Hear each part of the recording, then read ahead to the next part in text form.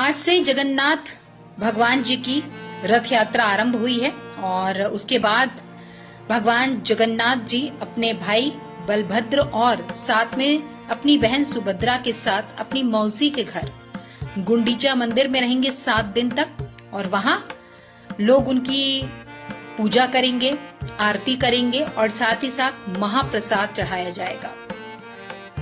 और मैं आपको बता दूं ये पोडा पेठा जो है उनकी मौसी के घर में ये विशेष कर चढ़ाया जाता है।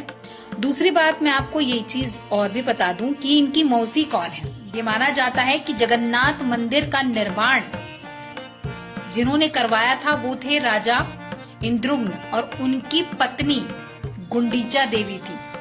और गुंडीचा देवी की भक्ति से भगवान इतने प्रसन्न थे कि एक बार उन्होंने कह दिया कि मांगिए क्या वर मांगती है। तो उन्होंने कहा कि साल में कुछ दिन आप मेरे घर में आकर मुझे सेवा का मौका देंगे। और बस हमारे भगवान तो कहते हैं ना कि बस भक्ति के भूखे होते हैं, तो उन्होंने उन्हें वचन दे दिया। और यही कारण है कि जगन्नाथ रथ यात्रा 3 किलोमीटर दूर गुंडीचा मंदिर में 7 दिनों तक वहां रहती है और उसके बाद बहुधा यात्रा में रिटर्न होते हैं और अपने मंदिर में जाते हैं। हमारे पूरे भारत देश में जगह जगह जगन्नाथ भगवान जी की ये रथ यात्रा निकाली जाती है। उत्तर प्रदेश, दिल्ली, राजस्थान, गुजरात, इवन मध्य प्रदेश और जबलपुर में भी और बड़े ही भव्यता के साथ ये रथ यात्रा निकाली जाती है और लोग रथ को खींचने के लिए आगे आगे दौड़ते हैं। और ये मान्यता है कि जब आप भगवान जगन्नाथ का रथ खींचते हैं उस रस्सी को तो मोक्ष की प्राप्ति होती है और आपके जीवन के जो कष्ट है वो नष्ट हो जाते हैं और आपके कर्म जो आप करते हैं, खासकर जो आपके पाप हैं, वो धुल जाते हैं। और ये सौभाग्यशाली लोगों को ही रथ खींचने का मौका मिलता है। और मैं आपको बता दूं कि जगन्नाथ भगवान जी का जो मंदिर है और 12 साल में उनकी ये जो लकड़ी की बनी हुई मूर्तियां होती हैं उनको बदला जाता है। और ये भी माना जाता है कि भगवान जगन्नाथ जी का दिल धड़कता रहता है। समझ रहे हैं आप? और वैसे तो अगर आप जगन्नाथ मंदिर जाते हैं तो बड़े बड़े आईने लगे हुए हैं जहां उस आईने को देखकर ही जल अर्पित किया जाता है। लेकिन साल में ये जो स्नान पूर्णिमा आती है उस दिन भगवान जी को नहलाया जाता है और उसके बाद वो बीमार पड़ जाते हैं। 15 दिन तक बीमार रहते हैं, उनको खास काढ़ा पिलाया जाता है, तब जाकर वो ठीक होते हैं। और जब भगवान बीमारी से उठते हैं उसके बाद उनका पुनः स्नान किया जाता है, श्रृंगार किया जाता है, एक यौवन रूप दिया जाता है। और जब ये हो जाता है उसके बाद अपने भाई बहन के साथ भगवान जगन्नाथ रथ यात्रा में निकलते हैं। आपने ये देखा होगा कि ये पूरा रथ जो होता है वो लकड़ी का बना होता है। पहले कई बार आपने ये भी देखा होगा कि भगदड़ के कारण लोगों की मौत भी हो गई थी। तो एक इंजीनियर साहब पहुंचते हैं 2007 में और जब वो देखते हैं कि भाई ये जो रथ है वो लकड़ी का है और कई बार उसको रोकते रोकते भी वो कई मीटर किलोमीटर तक आगे बढ़ जाता है लेकिन रुक नहीं पाता, तो वो और उनकी टीम लग जाती है इसके लिए ब्रेक बनाने के कार्य में। और मैं आपको बता दूं कि पिछले 16 साल से एक इंजीनियर साहब अपनी पूरी टीम के साथ यहाँ पर आते हैं और वो जो कील और वो जो नट्स और वो बोल्ट्स जो लगाते हैं वो ब्रेक का काम करता है, शॉकअप का काम करता है। और जो पहिए हैं उसको कहीं ना कहीं जब ब्रेक लगाया जाता है, शॉकअप का काम लगाया जाता है तो उसमें रोका जा सकता है। और साथ ही साथ मैं आपको बता दूं कि जो लकड़ियां हैं और इनका निर्माण अक्षय तृतीया के दिन से स्टार्ट होता है और निर्माण के पहले सोने की कुल्हाड़ी को जगन्नाथ जी के मंदिर में ले जाया जाता है, उन्हें छुआया जाता है और फिर जंगल में जाकर रिसर्च किया जाता है।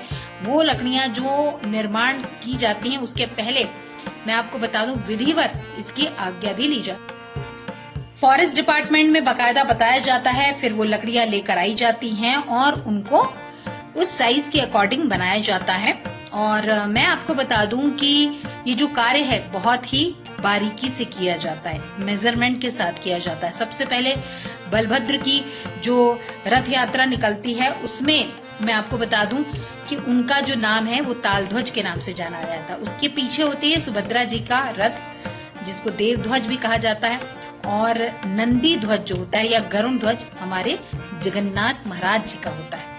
और ये रथ यात्रा जो है 3 किलोमीटर तक चलती है। गुंडीचा मंदिर पे विराम लगता है, 7 दिन वहां ठहरते हैं और उसके बाद ये पुनः जगन्नाथ मंदिर के लिए रथ यात्रा पुनः शुरू होती है और उसके बाद ये अपने मुख्य मंदिर पर आते हैं। भगवान है ना, वो हर किसी की इच्छा को पूर्ण करते हैं और जो दिल से उनको याद करता है उसे तो वो जरूर दर्शन देते हैं। और कहा जाता है कि आपके दिल में ही भगवान का वास होता है और इसलिए सनातन धर्म में जब लोग एक दूसरे से मिलते हैं तो प्रणाम करते हैं। मतलब ये प्रणाम आपके दिल में बैठे हुए भगवान के लिए होता है और इसलिए हाथ जोड़ा जाता है। और रथ यात्रा में आपको मैं बता दूं कि देश विदेश से लोग आते हैं, लेकिन एक मान्यता और भी है कि जगन्नाथ मंदिर में प्रवेश सिर्फ और सिर्फ सनातनी ही कर सकते हैं। पिछली बार आपने देखा था द्रौपदी मुर्मू जी गई हुई थी और रथ यात्रा के पहले सोने की झाड़ू से झाड़ू लगाई जाती है और ये भी अपना एक विधान है। और वहां के जो गजपति मतलब जो वहां के राजा होते हैं वो ये कार्य करते हैं। तो गाजे बाजे और साथ में आपने ये भी देखा होगा कि सांस्कृतिक गतिविधियों के साथ, और आपने ये भी देखा होगा कि वहां के पौराणिक मान्यताओं के अकॉर्डिंग जो है ये रथ यात्रा चलती है। लोग गाते बजाते नाचते और इसके अलावा प्रभु की भक्ति में लीन दिखाई देते हैं। और पारंपरिक परिवेश में सजे धजे लोग जो हैं भगवान जी के उस जल को लेने के लिए आतुर होते हैं, उस रस्सी को खींचने के लिए आतुर होते हैं और उनका प्रसाद ग्रहण करने के लिए आतुर होते हैं। और ये जगन्नाथ यात्रा जो है वो विश्व प्रसिद्ध है क्योंकि करोड़ों की संख्या में लोग होते हैं। और मैं आपको बता दूं कि लोग महीनों पहले से आकर रुकने की व्यवस्था करते हैं क्योंकि अभी जब ये जगन्नाथ मंदिर से निकलते हैं मौसी के घर जाते हैं और फिर जब वो रिटर्न होते हैं मौसी के घर से अपने घर आते हैं। और कुल मिलाकर कहा जाए ये यात्रा जीवन के लिए एक अलौकिक दृश्य होती है। जीवन में आपको मौका मिले तो आप भी भगवान जगन्नाथ जी के दर्शन कीजिएगा और इस रथ यात्रा में आप अपनी उपस्थिति जो है वो दर्ज कराइएगा।